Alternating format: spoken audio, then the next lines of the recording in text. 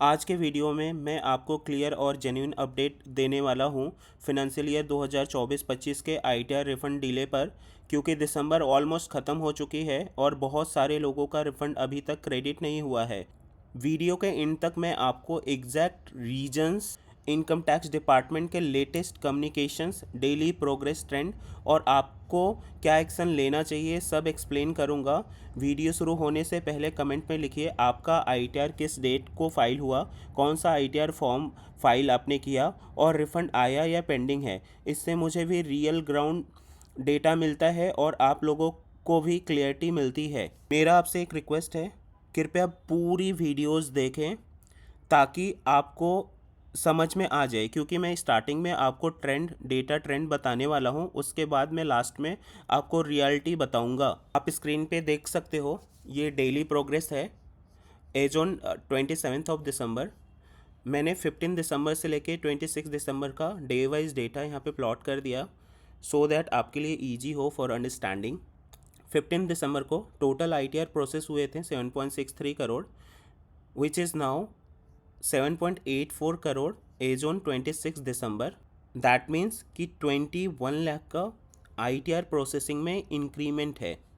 वहीं आप return verified देखोगे तो ऑन 15 दिसंबर 8.33 करोड़ था, विच इंक्रीज टू ऑन 26 दिसंबर 8.44 करोड़। यानी कि जो लोगों ने आईटीआर फाइल किए थे, लेकिन बहुत सारे लोग ऐसे थे आईटीआर वेरीफाई उन्होंने नहीं किया था, तो उनके आईटीआर भी वेरीफाई हो रहे हैं। बहुत सारे लोगों ने क्या किया था कि एक्नॉलेजमेंट प्रिंट करके साइन करके सीपीसी बेंगलुरु को कुरियर किया होगा, उनके अब बेंगलुरु वो कुरियर के थ्रू पहुंच रहे होंगे तो वैसे भी वेरीफाई हो रहे होंगे। कुछ लोगों ने फाइल कर दिया, बाद में वेरीफाई कर रहे हैं, उसकी वजह से भी ये नंबर इंक्रीज हो रहा है। बट सबसे इंपॉर्टेंट चीज़ है आईटीआर प्रोसेस का डेटा, जो कि मैं कंपेयर करूं तो पिछले 15 दिसंबर से 26 दिसंबर के बीच में total almost 21 lakh ITR process हो चुके हैं, which is substantially big number. और अभी तक का आप कंपेयर करोगे तो जुलाई, अगस्त, सितंबर, अक्टूबर जो डेटा डेली का प्रोसेस ट्रेंड है, सबसे हाईएस्ट नंबर ऑफ रिटर्न जो प्रोसेस हो रहे हैं ये दिसंबर का मंथ ही है। आप ध्यान से देखोगे तो 15 और 16 दिसंबर के बीच में ऑलमोस्ट 5 लाख रिटर्न प्रोसेस हुए। वहीं हर दिन एवरेज 1 से 2 लाख आईटीआर प्रोसेस हो रहे हैं।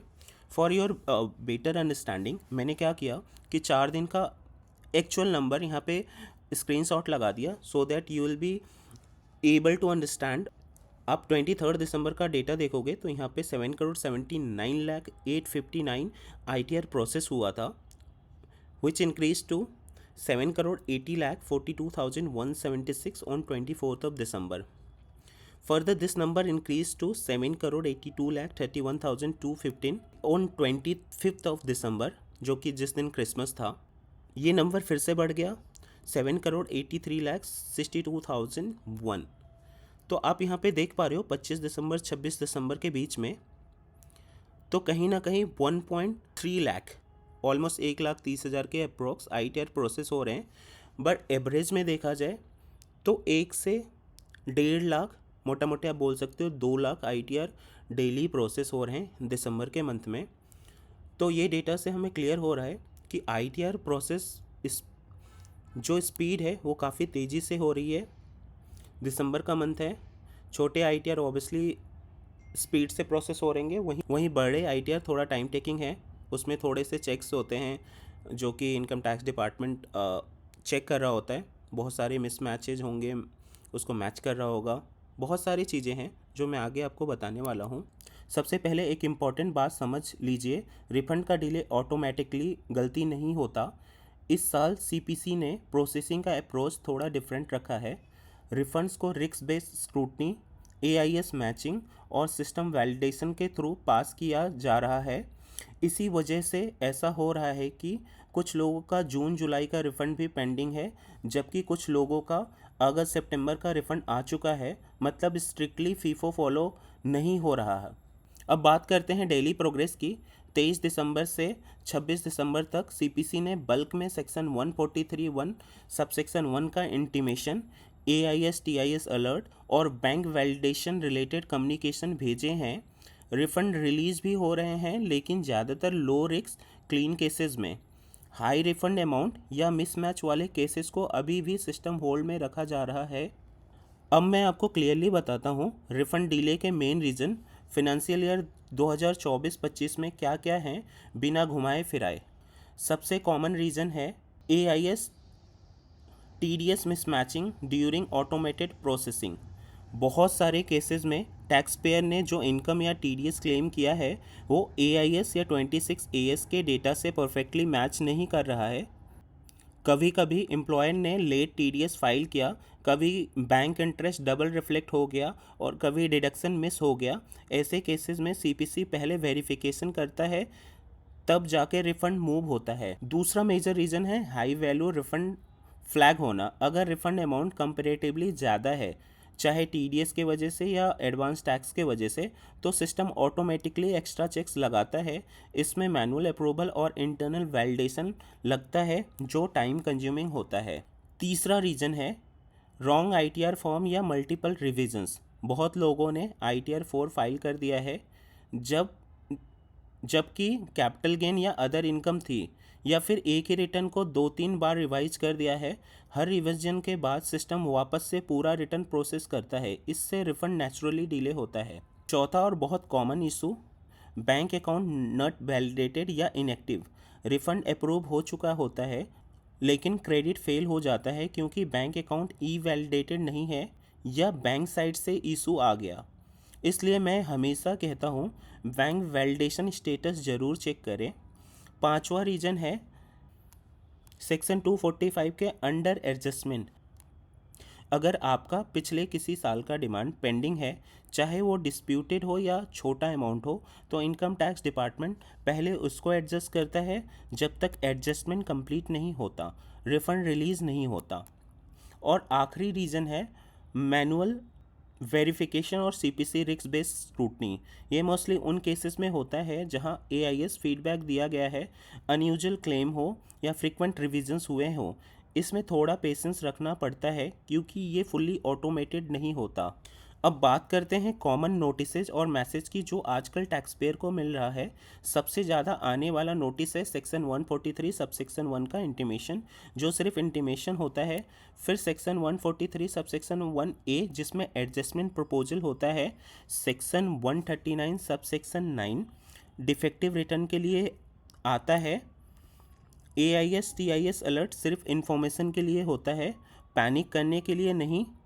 और बैंक वैलिडेशन अलर्ट तो सिर्फ टेक्निकल स्टेप है। अगर आपको कोई नोटिस मिला है तो कमेंट सेक्शन में नंबर लिखिए और बताएं रिफ़ंड आया या नहीं। मैं नेक्स्ट वीडियो में लाइव एग्जांपल्स डिस्कस करता हूं, जिससे और लोगों को भी क्लैरिटी मिलती है। अब इम्पॉर्टेंट सवाल, आपको क्या करना चाहिए? सबसे पहले लॉगिन करके चेक करिए पेंडिंग एक्शंस में AIS feedback, bank validation status और वेरिफिकेशन स्टेटस। अगर कोई नोटिस का रिप्लाई पेंडिंग है तो उसको डिले मत कीजिए।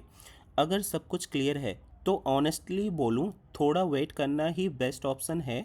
दिसंबर एंड और जनवरी फर्स्ट वीक में बल्क रिफंड्स आने की स्ट्रॉन्ग प्रोबेबिलिटी है। इस वीडियो का मोटिव आपको डराना नहीं है, बल्कि ग्राउंड रियलिटी समझाना है।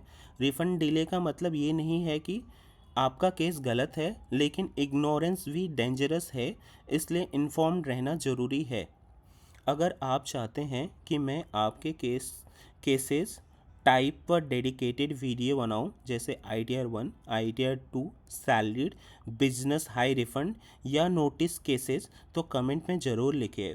वीडियो पसंद आया हो तो लाइक करें, शेयर करें और उन लोगों के साथ जिनका रिफंड अभी तक पेंडिंग है, और चैनल को सब्सक्राइब कराएं, क्योंकि मैं डेली रियल अपडेट्स लाता हूं बिना फेक होप के। अब जैसे मैंने पास्ट कुछ दिनों में अपने ITR का भी स्टेटस चेक कराया, सो दैट आपको भी पता चले कि मेरे ITR, मेरा पर्सनल ITR का क्या स्टेटस है। तो मैं आपको दिखा देता हूँ। आप स्क्रीन पे देख पा रहे होगे, मेरा खुद का इनकम टैक्स पोर्टल में लॉगिन है। मैं फाइल के थ्रू व्यू फाइल रिटर्न्स में आके मैं यदि अपने ITR का स्टेटस चेक करूं तो आप देख पा रहे होगे मैंने ITR 3 फाइल किया था ऑन September 14, 2025। उसी दिन मैंने ई वेरीफाई भी कर दिया था, बट स्टिल मेरा ITR 3 अभी तक प्रोसेस नहीं हुआ। क्योंकि मेरा ITR 3 है, इसमें रिफ़ंड अमाउंट कंपेरेटिवली हाई है, जो कि ऑब्वियसली इनकम टैक्स डिपार्टमेंट के लिए ये एक रेड फ्लैग होता है, तो इसको बारीकी से वो टेस्ट करेंगे। मैंने कंपेयर कर लिया है, मैंने 26 AIS का जो वहाँ रिफ्लेक्ट हो रहा है वो सारी चीज़ें दिखा रखे हैं। मुझे पता है ये बड़ा ITR है, टाइम टेकिंग है, इसलिए मैं होपफुल हूँ कि ये बहुत जल्दी प्रोसेस होगा। यदि आपके ITR आजकल में प्रोसेस हो गए हैं तो कृपया कमेंट करके बताइए। और जैसे आपके ITR प्रोसेस हो जाएंगे, आपके रिफ़ंड आ जाएंगे, एक्सपेक्ट करता हूँ मेरा भी ITR जल्दी ही प्रोसेस होगा और रिफ़ंड आ जाएगा। वीडियो में बने रहने के लिए थैंक यू। ये वीडियो किसी को डराने के लिए या किसी को फेक डेटा बताने के लिए नहीं है, ये जस्ट आपको रियल स्टेटस और रीज़न बताने के लिए है। मैंने बहुत सारे कमेंट्स भी देखे हैं मेरे पिछले वीडियोज़ में, वो बोलते हैं कि फेक डेटा है, या फिर वो बोलते हैं कि मैं इनकम टैक्स डिपार्टमेंट को प्रमोट कर रहा हूँ। ऐसा कुछ नहीं है, this is for only your information. आपको वीडियो पसंद आया हो तो लाइक करो,